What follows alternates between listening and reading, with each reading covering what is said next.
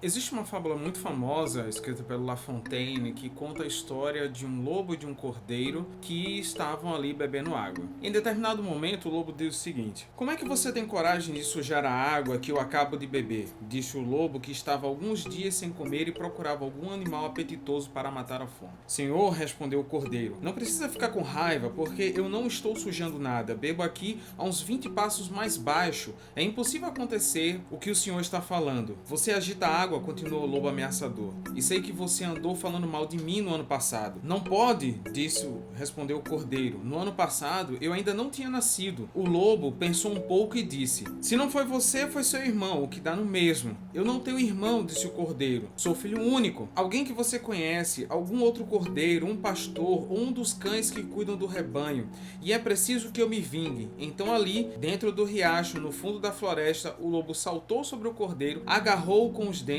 e o levou para comer num lugar mais sossegado. Você percebe que uma coisa que se destaca muito nessa fábula, todas as vezes que o lobo tenta convencer o cordeiro de que ele é culpado por estar bebendo água ali, tenta arrumar uma desculpa para devorar o cordeiro sempre dá uma resposta muito boa, ou seja, ele sempre tem um argumento muito convincente. E esse é o tema da aula de hoje, a gente vai falar sobre argumentação. Vamos nessa?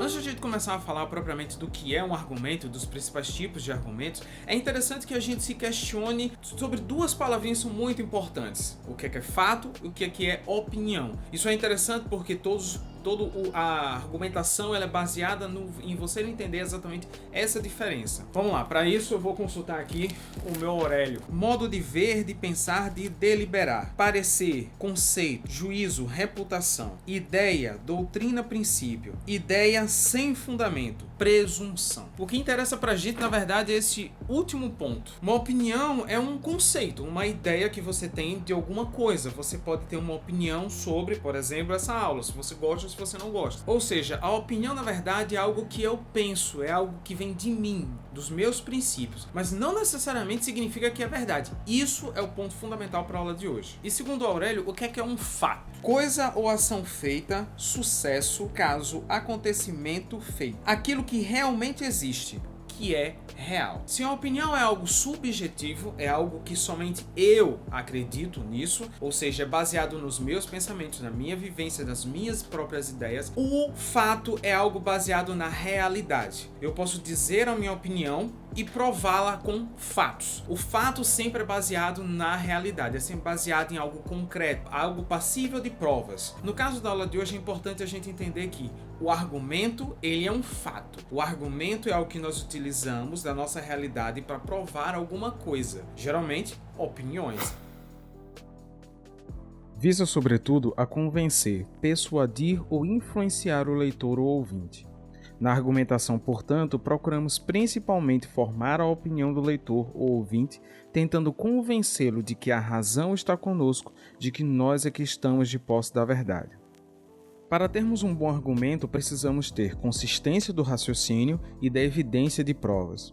A evidência é a certeza manifestada, a certeza a que se chega pelo raciocínio, evidência da razão, ou pela apresentação dos fatos, evidência do fato. Independentemente de toda a teoria. Existem 5 tipos de evidências: os fatos, os exemplos, as ilustrações, os dados estatísticos e o testemunho.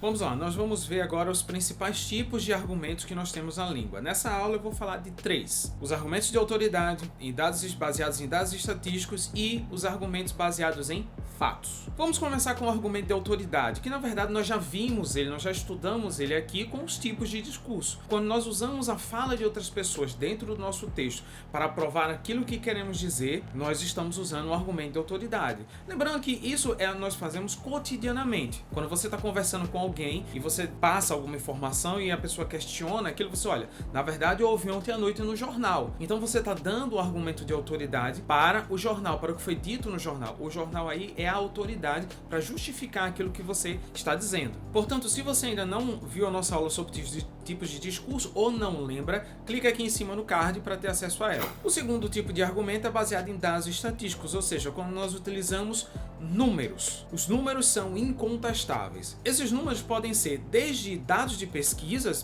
do IBGE, pesquisas do Datafolha. O terceiro tipo de argumento é baseado nos fatos, ou seja, o próprio raciocínio, a própria lógica pode ser usado para defender uma determinada ideia, uma determinada opinião. No caso, existem, na nossa concepção, na nossa realidade, existem fatos que são incontestáveis. Por exemplo, a Terra é redonda. Mas aí vem um problema. Estamos vivendo uma sociedade tão maluca que tem gente que acredita, por exemplo, que a Terra é plana. Então, nem sempre o argumento baseado em fatos é o melhor tipo de argumento. Porque muitas vezes, aquilo que hoje pode ser considerado verdade, aquilo que hoje pode ser considerado um elemento irrefutável, amanhã pode não ser. Eu vou dar um exemplo muito simples. Antigamente, os médicos, o bom médico, era aquele que tinha a sua bata, a sua roupa mais suja de sangue possível. Quanto mais sangue o médico tinha nas suas roupas, melhor médico ele era, melhor cirurgião ele era. Hoje a gente sabe que isso é completamente contrário. Tanto é que vivemos um período de quarentena onde as pessoas estão sempre exigindo,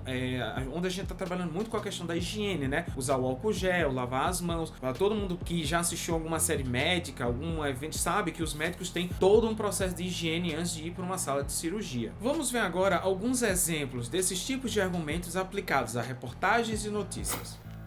E como exemplo de argumento de autoridade, nós temos o título dessa matéria também do portal G1, onde traz: algumas unidades privadas atingiram 100% da capacidade, diz governo, quanto à sobrecarga nos hospitais na pandemia. Para quem lembra, isso é um caso de discurso direto. Temos a presença de aspas, o verbo de dizer e revelamos aqui a fonte, que é o governo. O link para essa notícia na íntegra está aqui na descrição do vídeo. Como exemplo de argumento com base em dados estatísticos, nós temos essa reportagem publicada no portal G1 que mostra o aumento de casos no Agreste, na Mata Sul e no Sertão. Logo no seu primeiro parágrafo ele traz: chegou a 6.876 o número de casos confirmados do novo coronavírus em todo o estado de Pernambuco. Destes, 113 casos foram confirmados no Agreste, 22 na zona Mata Sul e 39 no Sertão, nos municípios que fazem parte da área de cobertura do G1 Caruaru e região. Igual argumento de autoridade ou de citação, é importante apresentar a fonte de onde estão sendo retirados esses dados. A matéria deixa claro que esses dados foram fornecidos pela Secretaria Estadual de Saúde. O link para essa reportagem completa está na descrição do vídeo. Bem, pessoal, é isso. Na próxima aula nós vamos falar de mais dois tipos de argumentos, que são os exemplos e as ilustrações. Vai ser importante, vai ser interessante, porque eles parecem iguais, mas na aplicação eles se mostram bem diferentes. Lembrando, se você ainda tem alguma dúvida, deixa aqui nos comentários que eu prometo responder pessoalmente. E lembrando, suas dúvidas, suas perguntas, suas sugestões podem ser utilizadas como temas para próximas aulas. Se você chegou até aqui, por favor, não deixe de compartilhar esse vídeo. Compartilha naquele grupo de, sabe, aquele seu grupo da sala de aula. Bota esse vídeo lá dentro para ajudar nesse período de quarentena. Não deixe de clicar no gostei para fazer o seu professor feliz. E se inscreva no canal clicando no sininho para sempre receber as notificações. Nos vemos na próxima aula.